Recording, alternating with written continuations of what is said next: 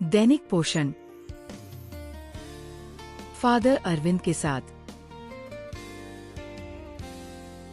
ख्रिस्त में मेरे प्यारे भाइयों एवं बहनों, आप सबों को जय यीशु। पुराने समय की अदालतों में एक नियम होता था। यदि किसी लेन देन में कोई उलझन होती थी तो जज हमेशा उस व्यक्ति का पक्ष लेता था जिसने कर्ज लिया हो।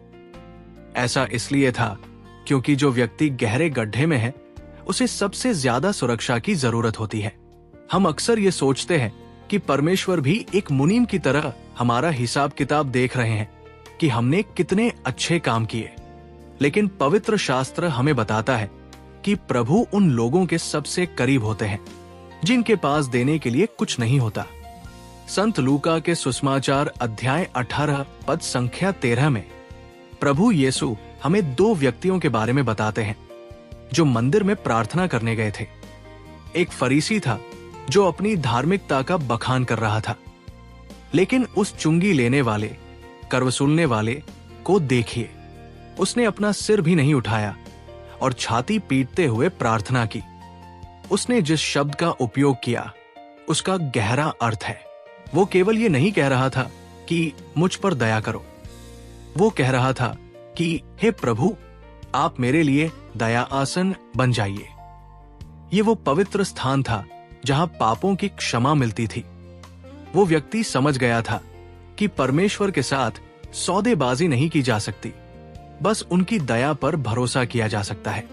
होशेया के ग्रंथ अध्याय 6 पद संख्या 4 में प्रभु कहते हैं कि हमारी भक्ति सुबह के कोहरे जैसी है। जैसे सुबह 6 बजे कोहरा घना दिखता है लेकिन सूरज निकलते ही गायब हो जाता है, वैसे ही हमारा दिखावा भी असली मुश्किल आने पर उड़ जाता है। प्रभु हमसे केवल बाहरी बलिदान नहीं बल्कि सच्चा और अटूट प्रेम चाहते हैं।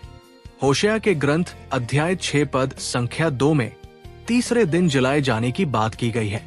ये हमें प्रभु यीशु के पुनरुत्थान की याद दिलाती है। इसी तरह एजेकियल के ग्रंथ अध्याय 36 पद संख्या 26 में परमेश्वर वादा करते हैं कि वे हमारा पत्थर का हृदय निकाल देंगे और हमें मांस का हृदय कोमल मन देंगे। चालीसे का ये समय इसी हृदय परिवर्तन का समय है।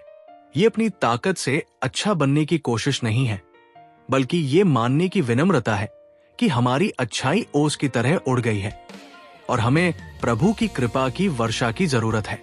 वो चुंगी लेने वाला धर्मी ठहरकर अपने घर गया क्योंकि वो अपने साथ केवल अपनी कमी और जरूरत लेकर आया था। फरीसी खाली हाथ लौटा क्योंकि वो खुद के अहंकार से भरा हुआ था। उसके पास प्रभु की कृपा के लिए कोई जगह ही नहीं थी।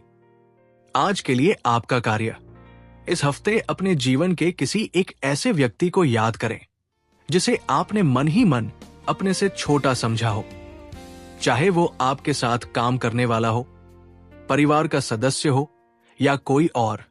शांति के एक पल में इस ऊंच नीच को खत्म करें।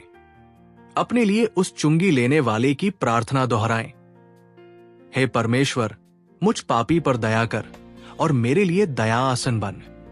याद रखिए कि आप और वो व्यक्ति दोनों ही प्रभु की कृपा के उतने ही जरूरतमंद हैं।